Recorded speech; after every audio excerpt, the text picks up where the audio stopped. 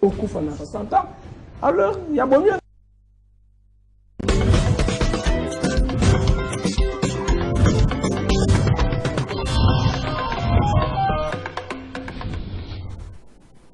Voilà, alors, on va parler un tout petit peu du dialogue, mais on va parler des affaires sociales, action humanitaire, solidarité nationale, aussi de l'Ualaba.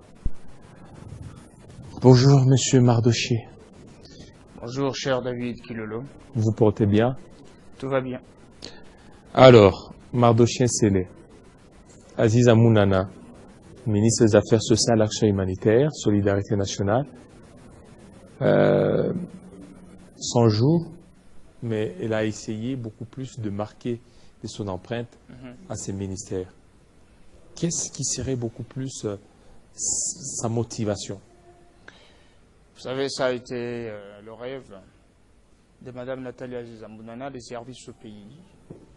Et elle a joué les 64 ans d'âge. Elle a sacrifié plus de 37 ans au service de la nation. Elle a servi le pays dans les actions humanitaires et affaires sociales.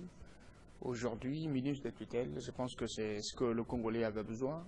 Et surtout que le président public, son excellent Félix Antoine Tshisekedi Tshilombo, dans toutes ses allocutions, il n'a jamais oublié de marquer sur ce principe important de la personne qui faut à la place qu'il faut, si je rentre dans le cadre de la volonté exprimée pour reformer ce pays à travers le remplacement de l'intégrité, n'est-ce pas, où la médiocrité a régné.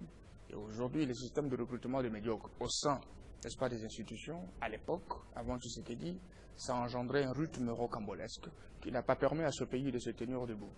Aujourd'hui, avec l'avènement de Tshisekedi, gouvernement suminois, nous avons quand même des femmes compétentes, des femmes qui incarnent des valeurs cardinales et qui sont prêtes à servir ce pays comme Nathalie Aziza Mounana.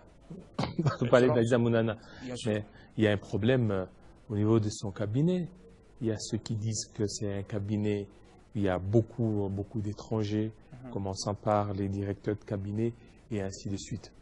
C'est une fausse théorie, je vous dis, ce sont des fictions qui relèvent de l'imaginaire de quelques individus de mauvaises intentions qui ont pour objectif salir Mme Nathalie Aziza Mounana, qui, jusqu'à aujourd'hui, marque son passage à la tête de ce ministère. Moi, je dirais, c'est l'unique ministre qui a le fardeau du social et surtout des vulnérables de catégories comme les sinistrés, les déplacés internes.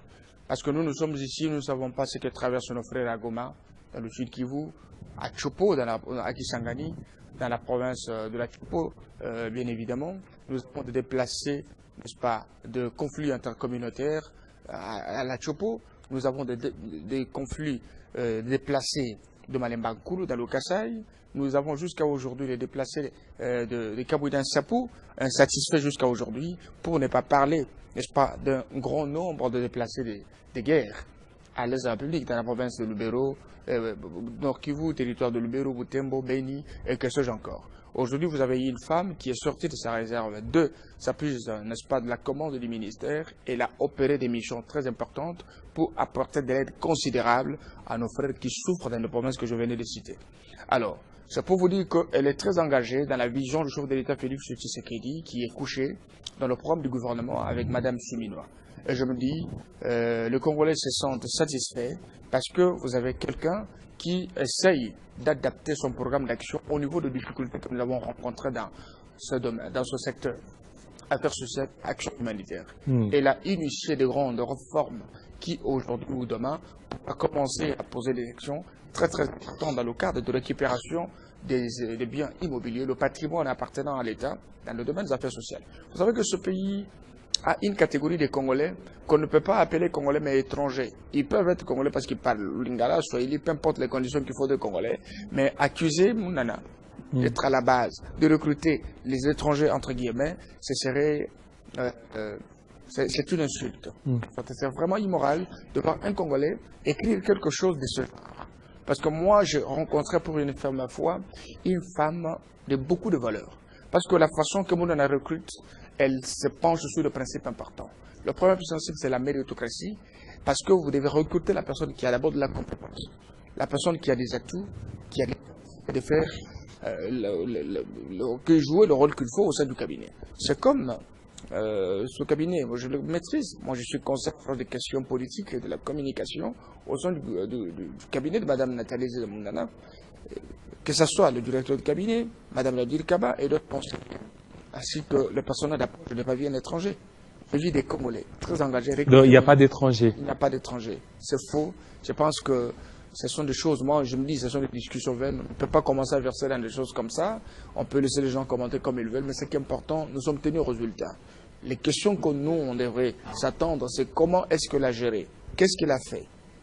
Vous comprenez? Ce sont des questions importantes. Mais moi, je voudrais vous dire, je suis très satisfait du travail qu'a abattu Mme Nathalie Aziza Mounana dans les 3 mois. Et c'est une satisfaction. Et nous pensons que dans les jours à venir, si nous allons dans cet élan, ce serait une satisfaction totale pour, d'abord, la catégorie des vulnérables, n'est-ce pas, qui attendent d'elle beaucoup. Vous parlez d'une satisfaction, mais on a vu lors de sa dernière itinérance récente au niveau des Goma, ça crée beaucoup d'engouement, jusqu'à ce qu'un des élus de là a écrit une question écrite demandant à la ministre de se justifier de ces présumés détournements. C'est qu'il y aurait détournement. Bon, vous savez, nous sommes dans un pays démocratique. Chacun est libre d'écrire comme il veut. Nous, en droit, nous disons actoring cumbit probatio, celui qui allègue un fait à l'achat de la preuve. Les élus sont libres, n'est-ce pas, de contrôler l'action du gouvernement ou de l'exécutif. Vous savez, vous devez avoir la bonne information. Et surtout, je demande aux élus de ne pas se laisser influencer par quelques individus. Ce qui se dit, ce qui se passe, c'est bien. Nous attendons, n'est-ce pas, pour répondre. Ça, ne vous en faites pas, nous sommes très à l'aise. Parce que nous savons que nous avons une femme qui, quand elle prend l'argent de l'État, n'est-ce pas, elle l'amène à la destination. Moi, j'ai vu ça. Elle l'amène à la destination. À la différence de beaucoup de choses. Vous savez, la fois passée, il y a eu des députés qui ont été cités dans des tomates de fonds. N'est-ce pas? Toujours dans les interventions humanitaires. Vous avez suivi ici à la télé, c'était passé partout. Mais c'est pas pareil avec Mounana. Mounana, c'est une femme pleine de valeurs. Une femme qui travaille dans la vision du président public. C'est difficile d'évoquer un détournement entre X, Y avec Mounana, je pense. Donc c'est difficile. C'est difficile. Alors c'est sur base de quoi cet élu a tiré sa source pour parler de détournement? Moi, je me dis, il y a des choses qu'on ne peut pas évoquer. Parce que si je me mets à vous dire comment est-ce que les élus sont impliqués dans le détournement de l'État, vous allez regretter. Je ne suis pas encore... On attend comme la question elle est là. Nous allons devoir écrire à cette question, mais je voudrais, prochainement, je vais revenir pour décourager tout élu qui oserait, n'est-ce pas, menacer l'action du gouvernement. Menacer ou mettre le bateau dans le roue à travers des intentions de détourner le fonds destiné aux sinistrés. Je connais qu'il y a des élus qui utilisent les conditions, n'est-ce pas, sociales, de déplacer pour se faire de l'argent. Vous comprenez? Il y a des députés qui utilisent les conditions de sinistrés pour se faire une santé politique dans les circonscriptions électorales respectives. Ils doivent faire attention parce que le ministère national a pour objectif de satisfaire tout le monde. Vous comprenez? Et ce n'est pas pour une catégorie de personnes. Il y a ceux qui écrivent. Dans cette province, on a servi plus de 4-5 fois. On doit aller dans une autre province pour servir. Quand quelqu'un écrit, il demande de l'aide humanitaire. N'est-ce pas? Et que dans cette province, on a déjà servi 1, 2, 3 fois. On peut aller dans une autre province parce qu'il n'y a pas que de déplacés des Goma, que de Sud Kivu. Il y a aussi des déplacés. Quand vous allez à Kisangani, il y a des déplacés. Vous allez dans le site Kongakonga, vous trouvez plus de 7000 ménages. Vous allez partout, il y a des gens qui présentent le même besoin. Et nous devons satisfaire tout le monde selon le moyen que l'État dispose. Alors moi, je décourage tous ceux qui pensent que l'État peut être utilisé, n'est-ce pas, pour les intérêts de quelques individus. Non, non, non, non. Alors maintenant, il y a un problème qui se pose là. C'est que tous ceux qui sont venus sur la liste de Fifi Masuka sont attaqués. On a vu la ministre de la Jeunesse, on a vu Aziza Mounana. Sur des réseaux sociaux, c'est quoi? C'est que on est en train de viser la tête, c'est-à-dire leur autorité morale qui est Fifi Masuka. On veut la déstabiliser, passant par ses ministres, ou il y a un autre plan savamment concocté. C'est ce que je dis. Si c'est en rapport avec la gestion, je suis pas d'accord. Mais je sais que les critiques, les analyses, n'est-ce pas, en rapport avec la gestion des ministères, non seulement des ministres de la famille politique de son excellence Fifi Masuka Saini, n'est-ce pas, mais Masuka, c'est une personnalité politique qui fait peur à beaucoup de personnes. Aujourd'hui, plébiscité meilleur gouverneur. Masuka. Bien sûr, meilleur gouverneur, meilleur gestionnaire. Cela, c'est à travers des actions impact visibles, à la façon qu'elle impacte, n'est-ce pas, avec ce qu'elle est en train de faire à la tête de la province du Lualaba, c'est qu'il est le fruit de la volonté, de l'engagement, et surtout, le fait d'accepter à bon escient la vision sur l'État, et travailler pour ça. Aujourd'hui, tout ce qui est Fifi Masuka est les cibles de tous les ennemis du changement qui veulent à tout prix. Dis-moi d'abord, quelqu'un comme Noëlla Ainagato, ministre de la Jeunesse, on la juge en fonction de quoi? On la juge en fonction de quoi? On ne peut pas évaluer une ministre ou un ministre dans 3 mois. C'est difficile. C'est difficile. Vous savez, il y a des choses que les ministres ont héritées. Et au nom de la continuité de l'État, ils accompagnent pour que cela aille jusqu'au bout. Il y a des initiatives que les ministres n'ont pas prises. Ils ont trouvé des projets, ainsi de suite. La ministre a sa vision. Et à sa vision, elle veut travailler pour le chef de l'État. Elle veut impacter positivement à travers sa façon de faire. Chacun a sa manière de faire. Et comme nous sommes là, vous savez que Noëlla a été attaqué. Plusieurs fois attaqué. Plusieurs fois. Juste sa nomination, il y a des gens qui sont sortis de partout pour l'incommoder, la salir. Et les gens ont fait des rencontres à sa personne, ils ont développé des cancans. Ils ont exprimé leur acharnement d'une manière ou d'une autre. Mais quand vous avez suivi jusqu'au bout, c'était faux. C'était faux, elle était victime. On peut taxer quelqu'un d'incompétent pendant 1 mois de gestion. Mais c'est faux, c'est de la mauvaise foi. Il faut laisser la personne finir une année de travailler. Parce que moi, j'ai l'impression qu'en elle, il y a de l'avenir. Il y a de la volonté. Une jeune dame de 30 ans, aujourd'hui convertie, je vais dire, on a donné la chance de devenir ministre. Aux côtés d'elle, elle va former son équipe forte, n'est-ce pas? Ils vont devoir développer leur vision pour l'adapter à la volonté du peuple et corroborer cela, n'est-ce pas, au programme du gouvernement. Nathalie Zizamounana est une femme d'exception, avec un background très important, une femme qu'on ne peut jamais remettre en doute, que ce soit en termes d'expérience, en termes de compétences. Et vous allez voir des gens pareils essayer de remettre en cause quelqu'un comme Mounana. Je m'en moque. Le Congo n'a pas le temps de capitaliser, n'est-ce pas? Les bonnes occasions, les exploiter positivement, accompagner les bonnes personnes qui peuvent apporter en plus, n'est-ce pas, à l'émergence de ce pays. Mounana, c'est une femme idéale pour gérer ce ministère. Je suis au sein du ministère, je vois ce qu'elle fait. Fifi Masuka Saini, c'est parmi les images emblématiques qui font la fierté de la féminité congolaise. Dans ce pays, regardez à quoi ressemble le Lualaba aujourd'hui.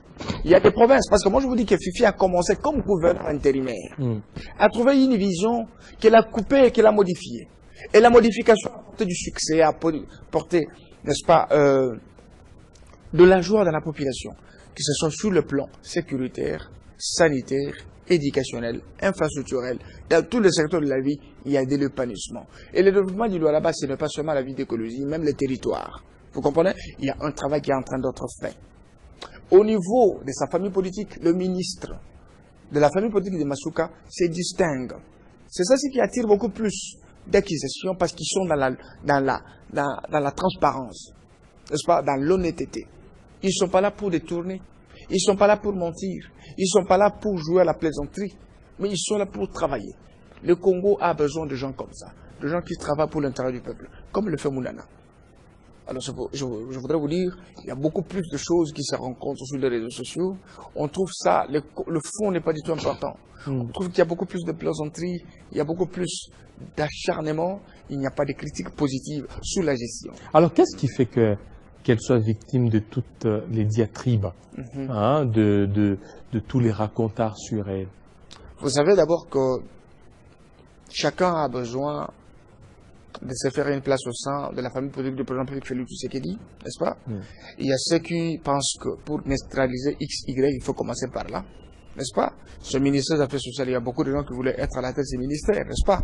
Alors aujourd'hui, vous avez une femme qui a plus de 36 ans, n'est-ce pas, aux actions humanitaires, 37 ans comme chef d'entreprise, décorée par des institutions importantes de ce pays, et voire même à l'étranger, une femme qui a ambulant dans le secteur humanitaire, dans le secteur social, aujourd'hui ministre. Nous devons qu'applaudir, elle a donné la chance de faire, n'est-ce pas, de ce ministère, une source de production de la joie pour le pays et pour les victimes. Alors, comme elle est victime de beaucoup d'êtres, elle n'est pas la seule. Vous ne savez pas que le ministre Moutamba est en train de faire, il est en train de progresser avec ses réformes que nous apprécions. Et vous trouvez qu'il y a l'opinion qui est divisée, il y a ceux qui apprécient, il y a ceux qui pensent que c'est vraiment, il est en train de faire des publicités creux. Il y a ceux qui pensent comme ça. Mais il y a ceux qui sentent qu'il y a des réformes. Et il a attaqué ci et là. C'est normal avec Mounana. N'est-ce pas? Ce qu'elle est en train de faire ne peut pas laisser les jaloux à l'aise. Ils peuvent toujours continuer à... Vous savez, ce qui m'a fait encore plus mal, c'est qu'il y a même des journalistes qui sont spécialisés dans ces... Des journalistes? Bien sûr. Il peut se réveiller un jour, il conçoit un truc qui relève de l'imaginaire parce qu'il y a boutiquier, hein? Bien sûr. Il le fait. Ce sont des après, articles boutiquiers. Il va vous contacter. Moi, j'ai été contacté par plusieurs journalistes. Il dit, voilà, je vais vous attaquer si vous ne réservez pas quelque chose.